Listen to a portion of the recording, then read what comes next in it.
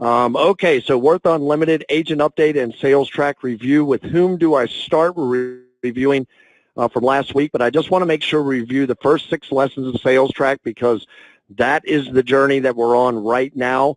We talked about starting point, with whom do I start, last week. This week is going to be your 15-second commercial.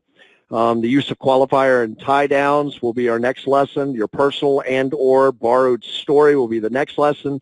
Litmus test will be lesson number 5, and lesson 6 will be setting the appointment in stone, or how to set your appointment in stone. In review, last week we talked about with whom do I start, where do we find people, just some pointers from that conversation from last week. Business cards, it's more important to get the prospect's contact info than it is to give them your card.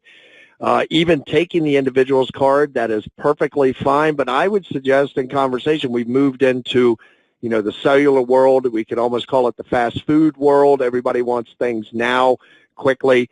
Ask for their business phone number, their cell phone number, and put it right in your smartphone. And then what I would suggest you do is, when you do that, call them right then. As soon as you put their information in, call them. And when their phone rings, say, "That's me calling. I just want to make sure you have my phone number as well. Why don't you label that? My name is boom, boom, boom, boom, boom." We discussed that your phone is your biggest asset next to your database. If you have a database, that is your primary asset. That is what all of your business is, all of your contacts, all of your past prospects, anybody you've ever done business with, anybody you ever know, that should be your database, and your phone is going to be your second strongest tool for reaching out. I hear a lot of people say, well, can we just send email blasts? Can we email people? My feeling is that emails are kind of cold.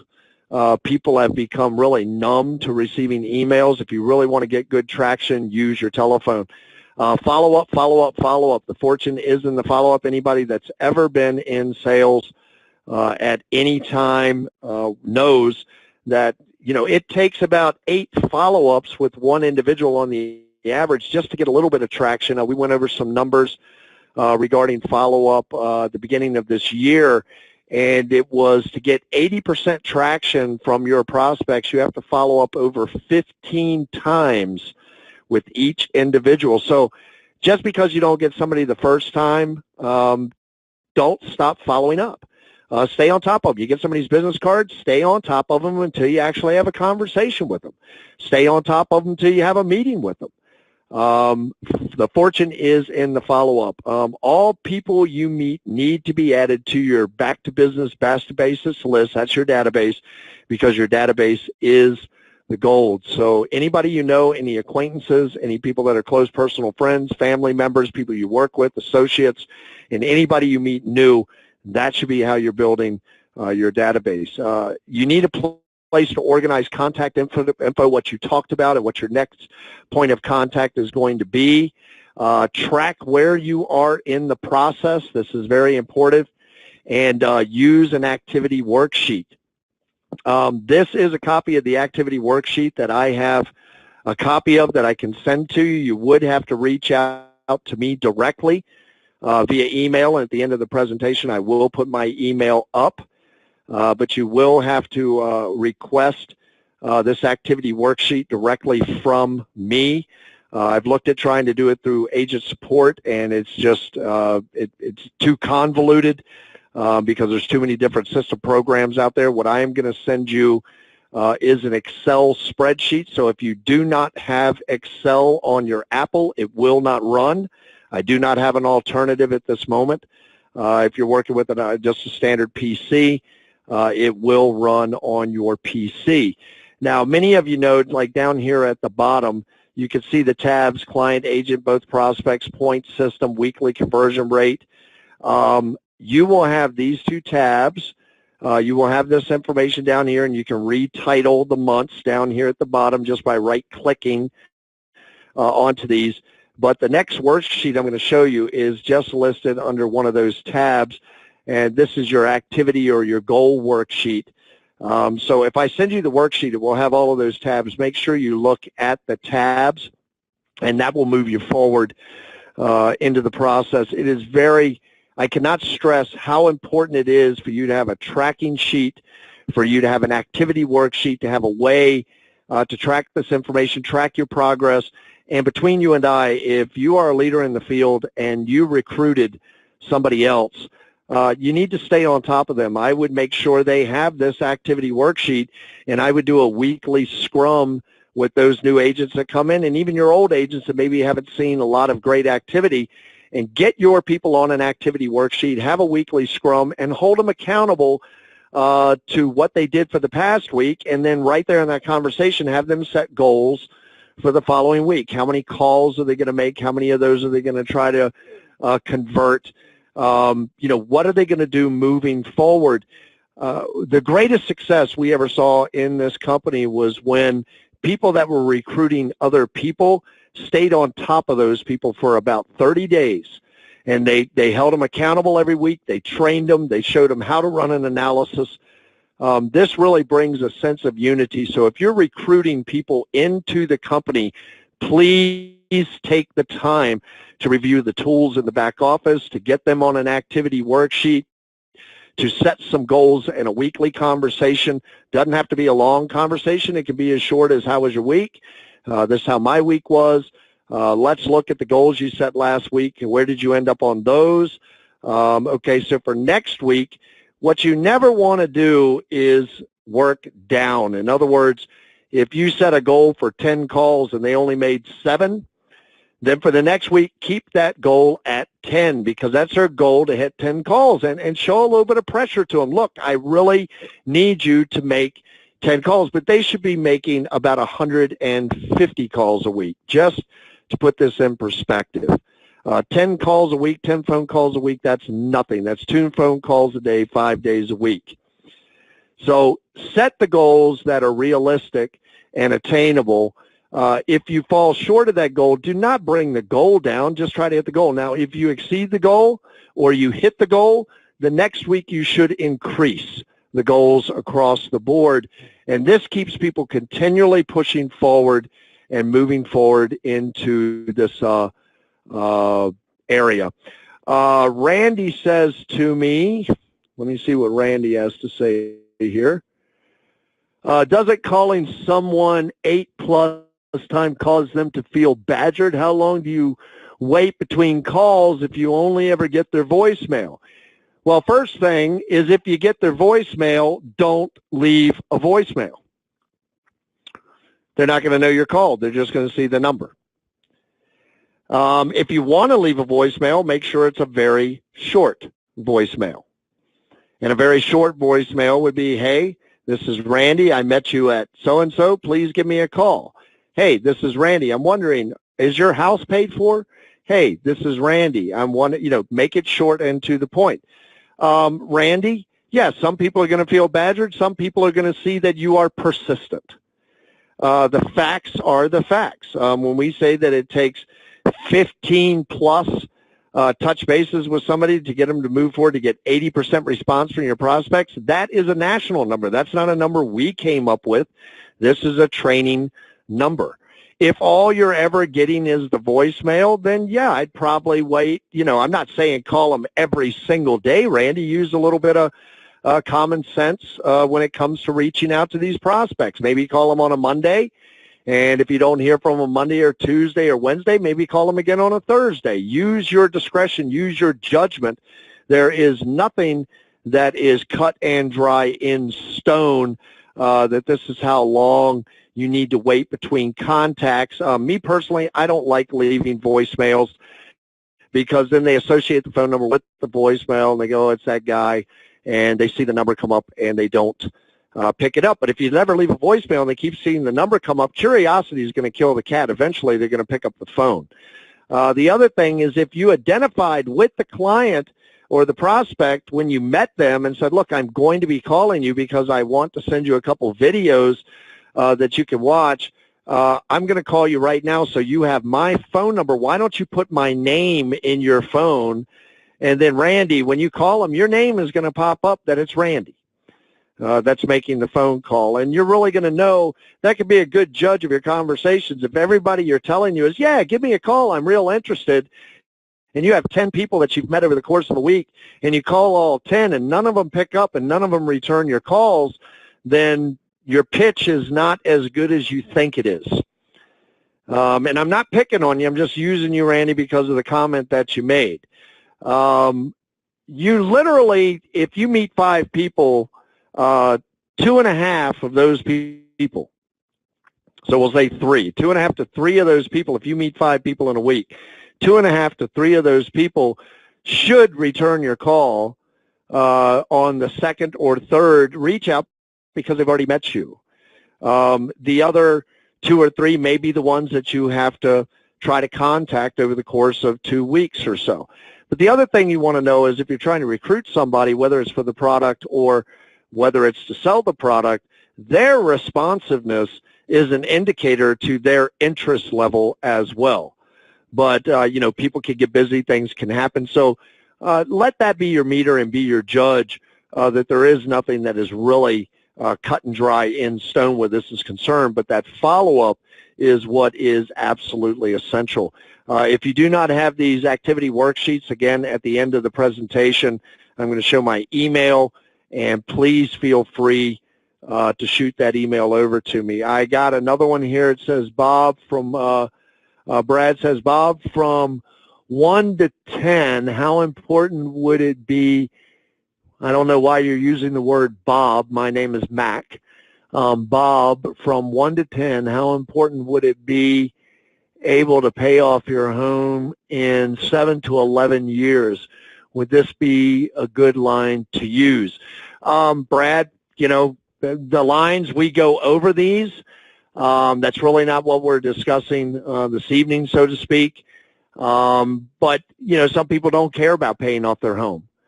So that coming out as your 15-second commercial, you're kind of telling people what you do, and the whole idea of a 15-second commercial is to get their interest, give them an idea of what you do that doesn't really tell them what you do. So we're going to go into that a little bit here. You know, what if you couldn't pay it off for 15 years? Then you just shot yourself in the foot, right, Brad? What if they're going to pay off in 3 years? What if you just said, you know, what if I could help you pay off all of your debt in a fraction of the time? Would that interest you? So there's a lot of different ways to play with that, but when you use empirical things like 7 to 11 years, if they fall below it, great. If they fall above it, not so good for you. That's the way that is. And Ronnie came in and says, I paid off my home in 7 years. And I think the point that I'm trying to make here is that you don't want to just throw out a number, a timeline. And if you lost me, Ronnie, everybody else can still hear me, so I would refresh your browser. And let me just type that in, because if he can't hear me, he obviously didn't see that or didn't hear that. All right, so let's move on from there. All right, so Worth Unlimited Agent Update and Sales Track Training. Joan, I know you have a very concise 15-second commercial. You have a couple of them. Darlene, I know you have 1 or 2, maybe a couple, 3 or 4 short, concise 15-second commercials. So I'm going to go through a couple of these real quick, and then I'm going to call on both of you. If you could, please give me your best 2 shortest 15-second commercials, Joan and Darlene. I wanted to prepare you for that. That I'm going to be calling on you for that. All right, so in short, we're looking at the 15-second commercial. This is lesson 2. And lesson 2, in short, the 15-second commercial represents what you do for a living. This is a condensed version of your occupation or offering designed to capture your prospect's attention. That is the whole idea of that 15-second commercial. Some people call it an elevator pitch. Used to be called a 30-second commercial, but I can tell you, if you do not get my attention in the first 15 seconds, I'm not listening to you. I've already moved on. So it has to be concise. It should be creative. It should be something that catches their ear, something maybe they haven't heard before. Approach is everything. How you approach a prospective client or agent is as important, if not more so, than the actual content of your presentation. So with a great 15-second commercial, a great qualifiers and tie downs and all that, if your approach to the client is, overly aggressive or whatever, it can really turn people off. Your approach should instill confidence and a relaxed atmosphere at all times. So the scenario here is that when approaching individuals, and we've talked about this a lot, you want to kind of mirror their personality a little bit. If they're a little bit low-key, be a little bit low-key. If they're a little bit excitable, it's okay to get excitable, but don't rise above their excitement level. If they're very analytical, approach them from an analytical context. If they're very gregarious and talkative, approach them from that context. But at the end of the day, always be nice, always be polite, always be affable. Don't ever try to run anybody over with this program, because that's not what we're going to come across with. And if you follow this advice that we're giving you here, it's going to keep you away from that idea of being the eager beaver. People can smell your commission breath. People are turned off by overly aggressive or pushy formats or behavior. And what commission breath basically is you're talking to me just because you want to make a paycheck. You don't really have a real interest in who I am or what I am. You want to just push a product on me. You just want to get your point across. And that's something we deeply train with individuals. It's more important to listen to your client at this stage when you're in these first 6 steps than it is for you to get your point across. So that 15-second commercial is just a way to, imagine fishing. It's just a way to kind of lure them in, to kind of hook them a little bit, and they go, what was that? What did you say you do? What does that mean? How does that come together? If you can make them, be relaxed and confident, if you can make your prospect laugh, or throw them off guard, or make them look a little side, like what did you just say? Throw them off a little bit. You reduce their resistance and improve your chances of success. People buy from people they like. People want to associate with people that they like. So the more affable, the more friendly, the more casual you are in this stage, the better it's going to be received by your prospect. What you don't want to do is turn them off with overly aggressive language, overly aggressive behavior, and by no means ever contradict them, because you're going to hear people say, oh, I've heard about that and that thing doesn't work. Just blow it off and say, well, that may have been your perception of it, but I've been on the program, or I know people that are on the program. This has been their result with the program. Are you sure you wouldn't like to take another look at this, or whatever that looks like for you? So some 15-second commercial examples. I have the best job in the world. I'm helping people take control of their finances and their futures, and I earn great money doing it part-time. Does that sound like something that would interest you? Another one that I like, and I actually heard a gentleman use this many years ago to great success, but he was very affable, funny guy, and he could get away with it. He used to tell people that he was in the parole business, and he would let it hit the floor, and they would look a little strange at him, like, the parole business, what do you mean? Well, lenders and mortgage brokers have been handing out 15, 30, and 40-year sentences. You can add to that and say credit cards. If you pay the minimum payment, you're paying on it for 22 years. We, on the other hand, are paroling our clients in as little to 1/3 to 1/2 that time. Would you like to know more about that? So your fifth, I'm giving you 2 examples. One's a little more concrete. I have a business, and we're expanding, and does that sound like something that would interest you? I'm helping people take control of their futures, and I do it part-time, and I'm earning great money. Does that sound like something that would interest you? Or I'm in the parole business, if you're a little bit more wacky about what you do and can get away with that with individuals. The idea is to set them up in a position that it piques their interest from what they hear to want to know more. Creativity is a plus. Be creative and formulate something that would speak to you or speak to your audience on a level above I work for or I sell X. Okay, so with that having been said, I am hoping that Darlene and Joan are ready with 1 or 2, maybe even 3 little 15-second commercials.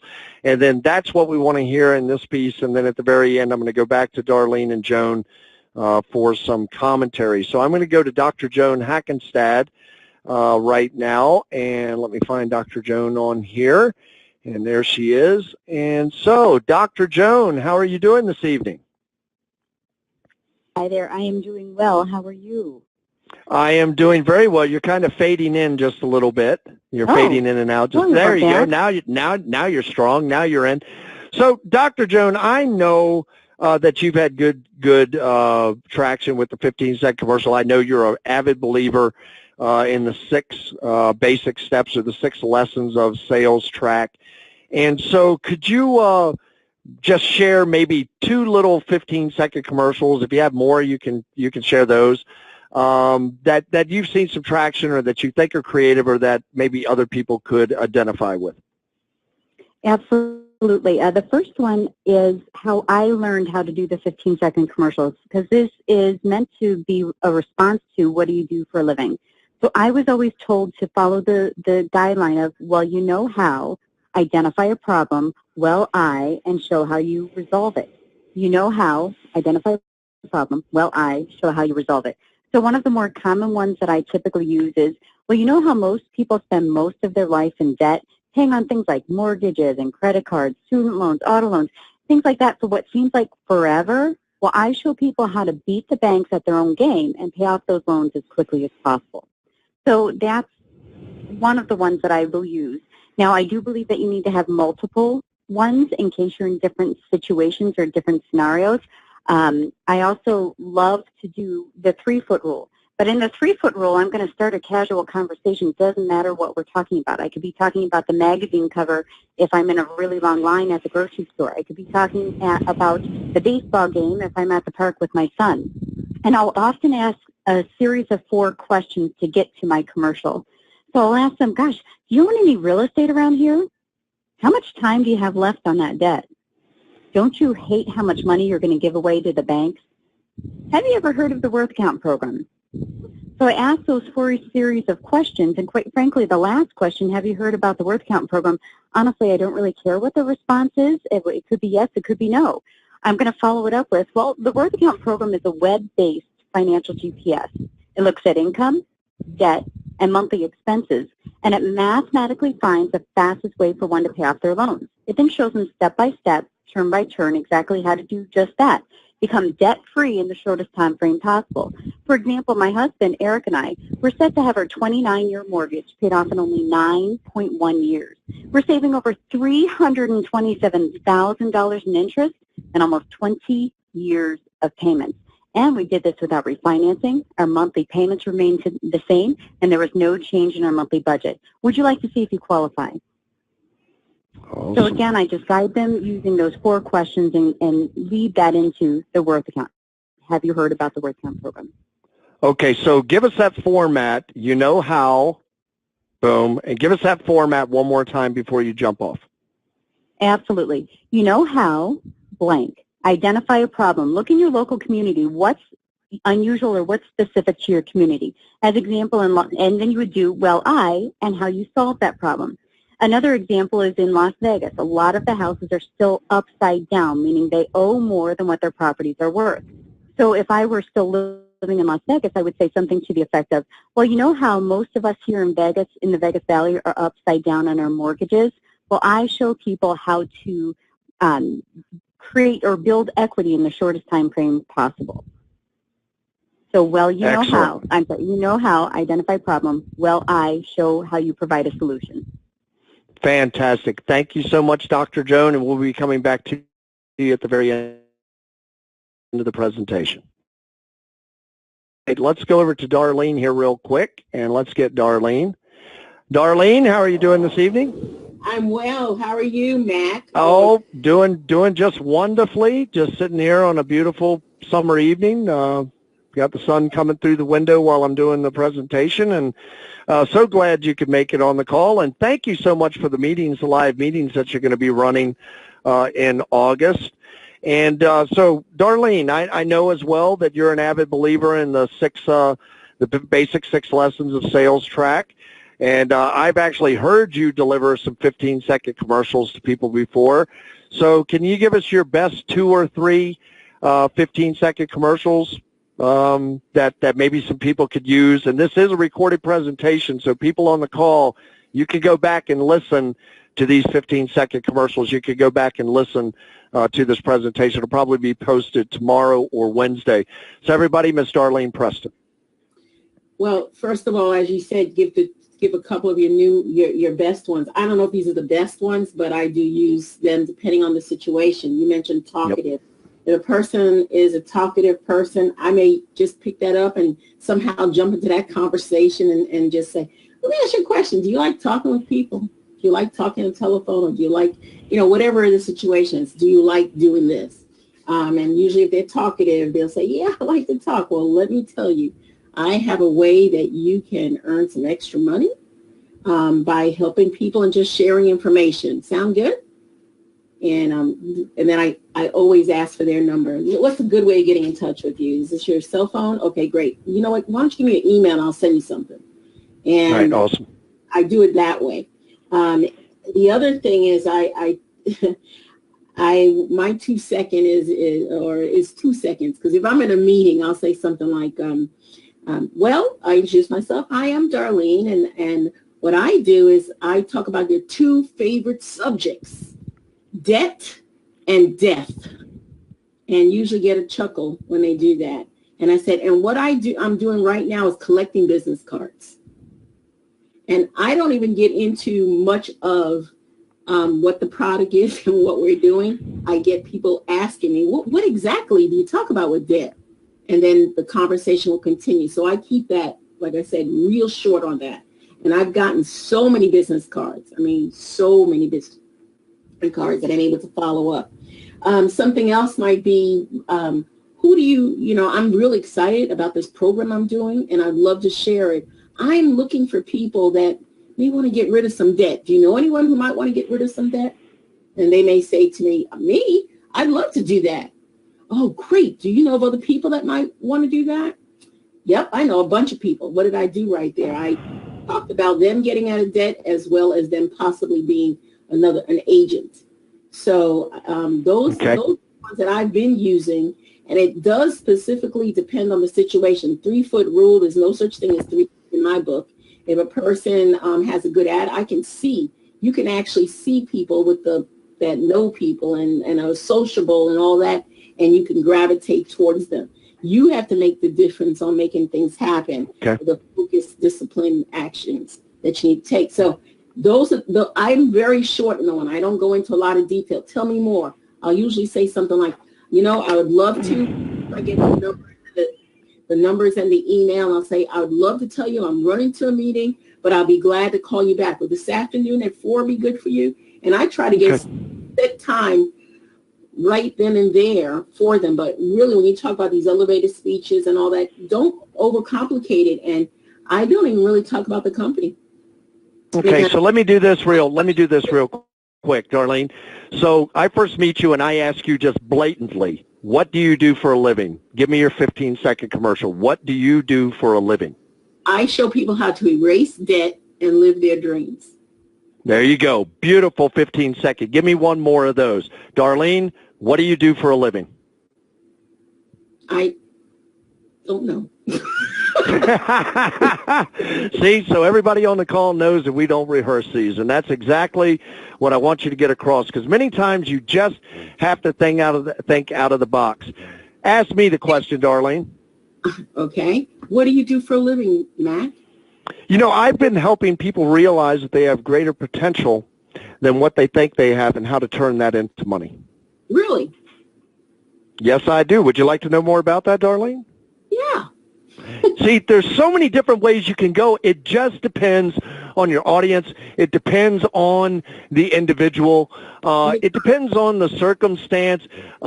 Many people, and then your conversation trails from there into, well, yeah, I'd like to know more about it. Can you tell me a little bit more? Does that interest you? Would you like to? Now your conversation becomes organic and starts to move, but that little 15-second commercial is just meant to grab their attention when they ask that one question. So what do you do for a living? So what do you do for work? So what is your career? That's the whole purpose of that 15-second commercial for everybody on the call. Darlene, you always do a great job. Thank you so much for your time on the call, and I'll come back to you at the very end of the presentation, okay? one important thing that people have to remember, don't get into a long conversation, even if it's a long 15 second, if they have to go, because now you're putting them the other way.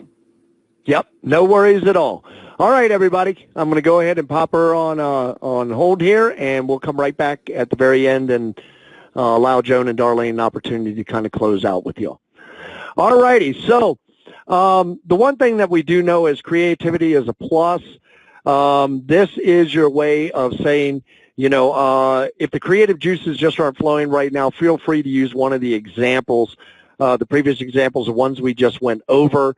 Like I said, this is a recorded presentation. It should be up on the Worth Unlimited Corporate Training channel. I would imagine by tomorrow evening, maybe Wednesday at the latest. So this is one that you can go back and you can review. Listening and observing, truly listening to your prospects' responses and observing their body language. Look for them turning away from you to the side, standing or sitting. If they've had previously been facing you, so if they're looking at you, they turn away, that's a negative. In this case, they're typically put off, and now is not the right time to go any further. So really read your clients, really look at what's going on, pick an appropriate moment. If you can't direct them into that conversation to get them to ask you what you do for a living, just have a cordial conversation with them. It's like a B&I meeting or whatever. But if you're at a B&I meeting or you're doing anything where you're talking to people, it's very easy to direct people to what do you do for a living. And the easiest way to do that is ask them. Ask them first. So, you know, we're sitting here chatting about whatever. What do you do for a living? Do you mind me asking what you do for a living? Do you mind me asking, you know, how it is that you earn an income? Some people say, well, yes, I do mind. And I don't, you know, I think that's a little too familiar. Well, you know, you don't want to go any further there. But most people, if you say, hey, what do you do for a living? And they blah, blah, blah, blah, blah, blah, blah, and they're enjoying the conversation with you, they're going to reciprocate by saying, well, what do you do for a living? Here's another one. If you ask them what they do for a living and they respond with a 15-second commercial, does that maybe make your radar go off a little bit? If they give you the same type of thing that you've been trained to do, I help people realize their dreams and their goals, and I do it with them working part-time, and they earn great money. Conversely, if they straighten up, put their hand on their chin, turn toward you, either standing or sitting, they're inviting you to tell them more. And we're going to get into this further when we get to the end of the 6 lessons of sales track. We're going to go into personality type study again, and Dr. Jones is going to direct a lot of that since she is a doctor of psychology. She's qualified to teach the DISC method, D-I-S-C. And so we're going to go into personality types when we end the first 6 lessons, because that's when you're setting your appointment in stone, and that's when you're going to be moving the process a little bit further. The other thing I want to let you know, which Darlene was trying to get across at the very end there, is less is better. The less you talk, the more the client talks, the better. The less you try to explain the product and show the product, the better. When you have a powerful presentation down with a creative 15-second commercial, and we're going to talk about qualifiers and tie-downs here in the next couple of weeks, you will be a force to be reckoned with. And do remember, KISS. Keep it simple, smiley. We'll say it that way. Keep it simple and smiley. Actually, that other one is keep it simple, stupid. But that's what the KISS method is. So make sure you stick to your process. Keep the information that you're giving the clients to a minimum, and let the videos do the talking for you. Let the analysis do the talking for you. Let a demonstration of the product do the talking for you. Other than that, ask them open, broad questions that allow them to elaborate. Because once you can get a client to elaborate, you're really now moving them into your wheelhouse. So with that having been said, I'm going to go back to Darlene, and we're already at about 10 of. So Darlene, if you can, in 2 minutes, what is your takeaway from this evening, the one piece about 15-second commercial? What is the one piece about the 15-second commercial that you would want everybody to know? The idea of the action that you take will give you the response that you want most times, but the action is what you have to take. So in that 15-second commercial, or 2-second, or however you decide to broadcast what you do. You want to keep it simple, as Mac is saying, but you don't want to throw up all over them. You don't want to have it to a point where they're asking you a whole bunch of questions that get you into something called the valley of death. You want to just stick it like a hummingbird. You want to go out there and just give them that information so that and then go to the next person. You're passing on information. But you know what you got to remember, guys? You got to remember to get the numbers from that person, their phone number, their name, and it would be great to get their email as well. Those are the 3 things that I always look for, and I always have something available to either write on or put in the phone, as Max says, and that keeps you on target. So it's to keep it short and simple, and I made it funny. You know, I thought debt and death, everybody cracked up. The fact is that it is right to take them off guard, and they'll be able to, that was my message, sorry. They'll be able to identify what that after. You want to evoke questions from what you say. If you tell them too much, then they don't feel as they have to ask you anything. So I just want to finish what I'm saying up with focused, disciplined action. Know what you want, know what you're shooting for, and go after it. Nothing happens by accident. You have to make it happen. You have to put the things in place. So what you're learning, and when we talk about the 2-minute or 15-second commercial, allows you to get your information out and then sort. Then sort through it. Be prepared and enthusiastic in what you're saying and what you're doing. And be committed to what you feel and show that enthusiasm. Because if I go out there and say, oh, yeah, what are you doing? Oh, I get people out of debt. I mean, how enthusiastic is that? Would anybody want to talk to a person? Okay, great. See you later. All righty. So that enthusiasm and go after it. You have something to offer. You have this business to offer. Do not be a secret agent. Tell somebody something. Awesome. Darlene, thank you so much. I really appreciate your input. You're always concise, very valued member of the team, and thank you for that information. And Harry, thank you, because I always know you're there. And anytime you want to talk, Harry, all you got to do is say, hey, Mac, I've got something to add, okay? I do have something. All right, add. Practice their speech so that they do not get tongue-tied or nervous. Practice it in the mirror. Practice. There you go. I think that's strong, Harry. That's very important. I think so many people, when they first throw out that 15-second commercial or try to be interactive organically, they don't have things that they've practiced so they know what their facial expressions look like. They know how to rattle it off without really thinking. The more concise you are, the more direct you are. Harry, I could not have said it better. Thank you so much for adding that piece, Harry. Thank you. Thank you, Matt. All right, awesome. All right, thank you, Harry and Darlene. I'm going to drop over to Joan here. And Dr. Joan, on the 15-second commercial, Dr. Joan, or, you know, where we're at in this process from starting point, with whom do I start in 15-second commercial, what would you like the agents, what would you like to emphasize for them to take away? Thank you. I would say everybody really needs to concentrate on that invitation.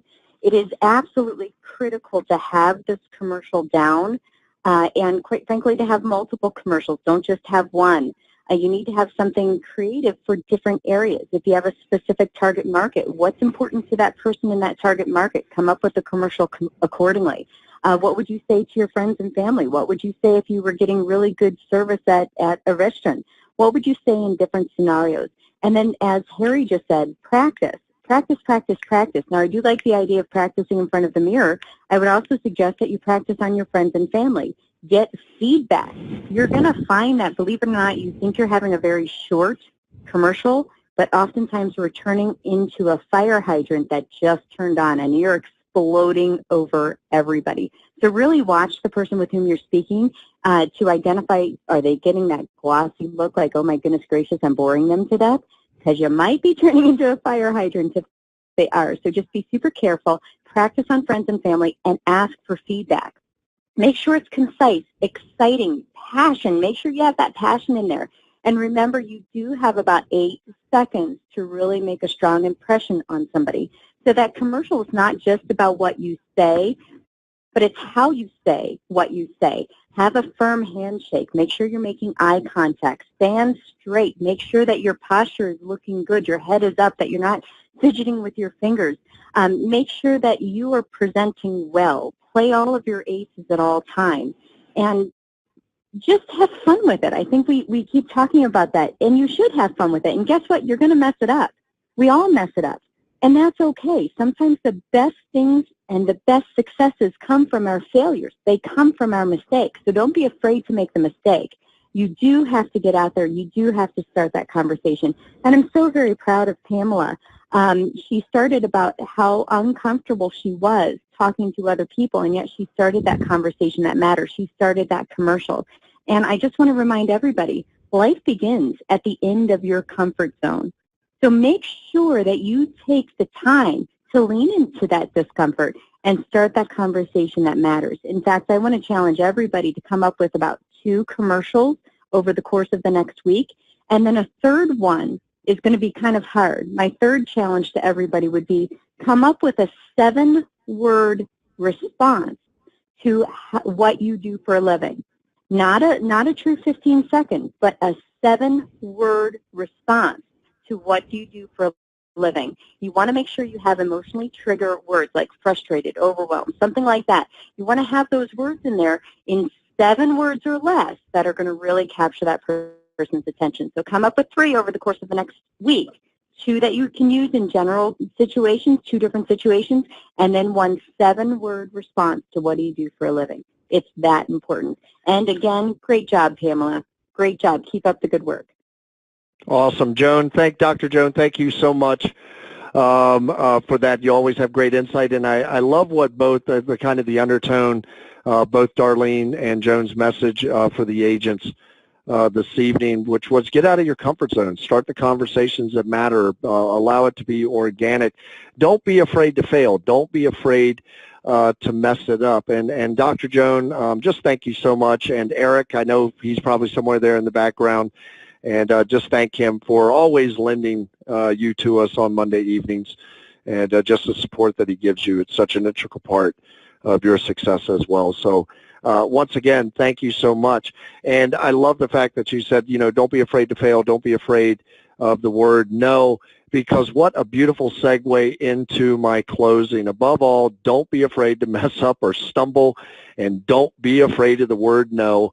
Muhammad Ali once said, I am so great because I dared to fail so greatly. I want everybody to have a phenomenal week. Get out there, start the conversations that matter, get your 15-second commercial done. As Pam did, get out of your comfort zone, go to the Costco, create a flyer. These are not difficult things with today's technology to create your own flyer, your own backdrop. If you do decide to create a flyer, do send it, a copy of it to agent support for approval, so we can make sure you're not making any real defined claims that you maybe cannot stand up to. Just making sure that the language is good, so you don't get yourself or us into some kind of trouble with a misstatement. But take the initiative like Pam did. Get out there and make it happen for yourself. If you want to send in flyers, things like that, you can send them to support at Worth Unlimited for approval. They'll be read by myself or the owners or someone along those lines to verify them. If you want, and what I want to leave you with today, I did not get as many people looking for an activity worksheet as I thought I would, and that just tells me that a lot of people have not either have their own activity worksheet or they're not using one and don't intend to use one.